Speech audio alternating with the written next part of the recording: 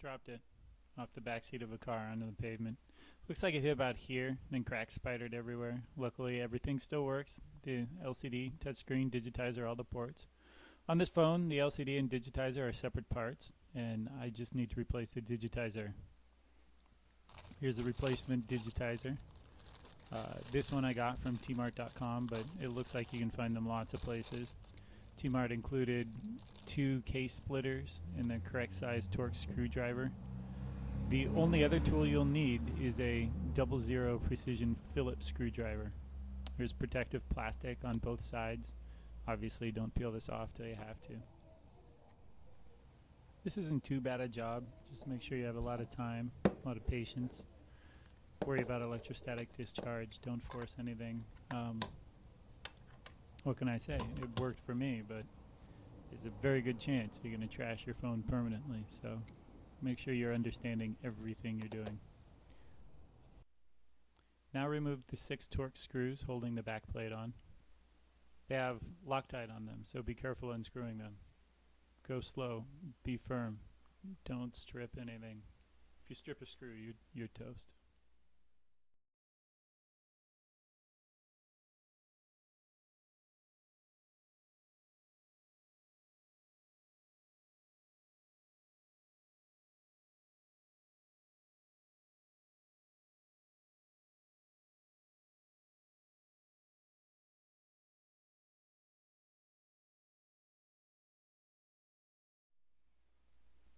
One of the screws is covered by a sticker that voids your warranty.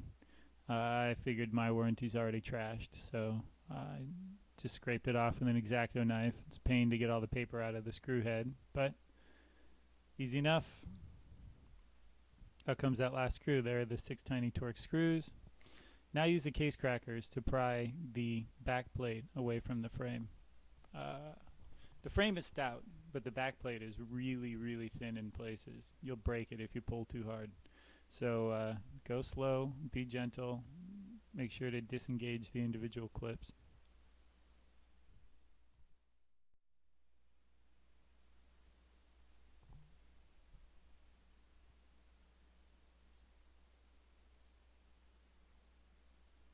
This took me a while, obviously edited.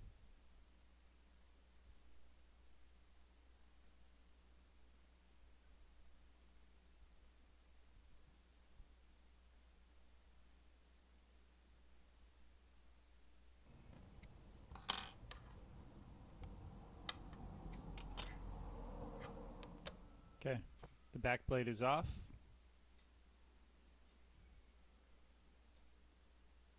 Now peel up the RF shielding over the 2 flex cable connectors on the bottom PCB. Found it easiest to peel up the little bit over the screw hole and then go back towards the connectors. Only peel up the part over the connectors, don't remove the whole thing. You're going to stick this back down when you're done. This is what the flex connectors look like, 2 of the 4. To open them, you pry the white plastic tab upward. There I'm removing the small RF shield on the upper right. I don't think I needed to remove this.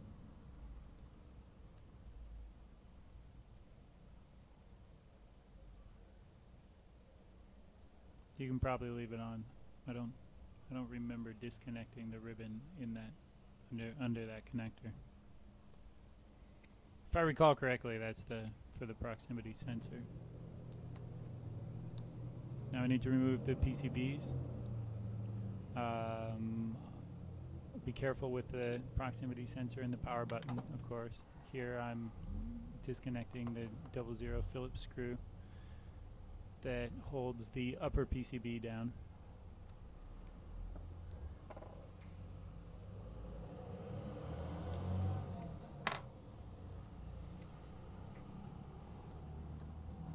Screws out. Now it's time to remove the 2 flex cables connecting in back of the upper PCB. It's really tight back there, not easy to get at.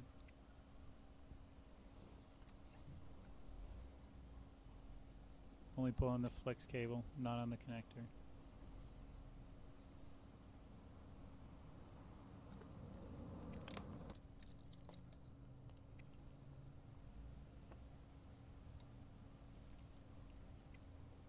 Now I'm undoing the 2 flex cables on the bottom PCB.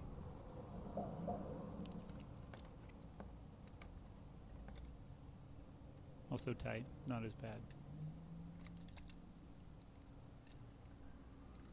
You can see earlier I disconnected one of the RF, the coax cables. That small black guy. That was a mistake. I'll plug it back in.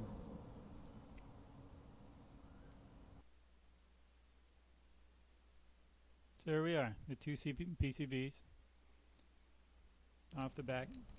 Alright, now it's time to separate the digitizer from the frame.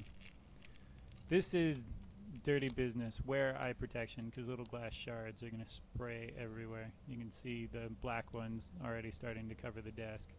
You can't see all the white ones down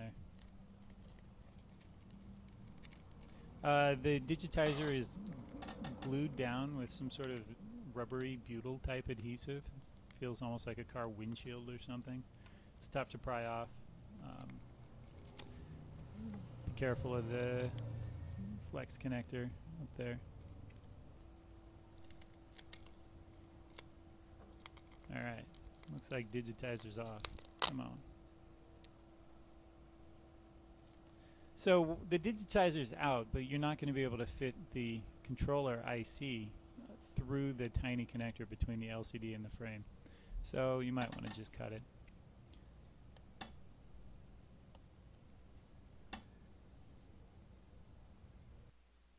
Make sure to get every last piece of the broken digitizer out.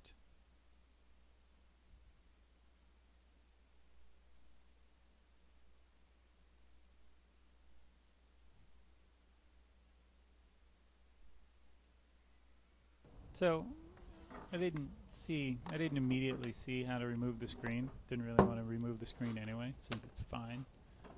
So I used a rotary tool to shape the opening a little bigger. It doesn't take much to get the new controller to fit. Obviously I don't recommend doing this. It's bad enough that you're following these instructions anyway. So here, slip the controller and flex cable on the new digitizer through. It's in. Don't remove the top sheet like I almost did. Remove the bottom sheet. There we go. And make sure your LCD is completely polished, no fingerprints, because you're just about to seal that thing in for good. Stick them together. Take the backing off the controller and flex cable so that they'll stick to the upper PCB. Now this is the hard part. Reconnect all floor flex cables. They're not too bad to start by hand. You just kind of wiggle at them to poke them in, and then once they're started, seat them by pushing on the ears on the cable. Snap the connector shut. Once they're snapped shut, now we stick the RF shield back over. When you stick the RF shield back over, make absolutely certain that it doesn't interfere with the screw hole. Life will be miserable if you manage to try to feed a screw into a hole that has RF shield in it. Okay, here, putting it back together, making sure that the RF coax cables won't get pinched between the back plate and the frame. For some reason, things loosen up a little bit, so they don't go back together quite as well as they were. Snap the back plate back on. Use a tiny screwdriver to help the latches see. This is almost as painful as getting it open, but you know, as long as your PCBs are seated, then that back plate should just sort of snap on with a little bit of encouragement.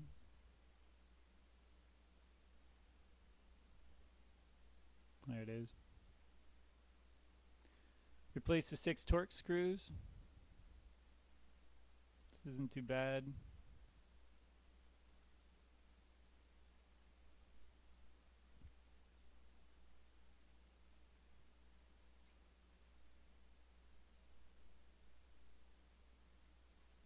from here on out, it's pretty obvious.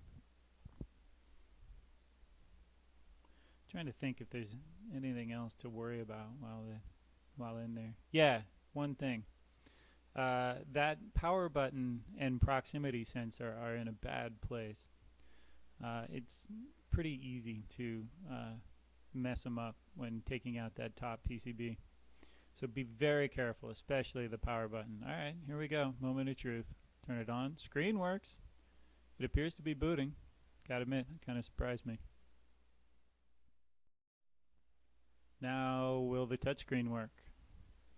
Will the touchscreen work? Come on. Drag. Yes!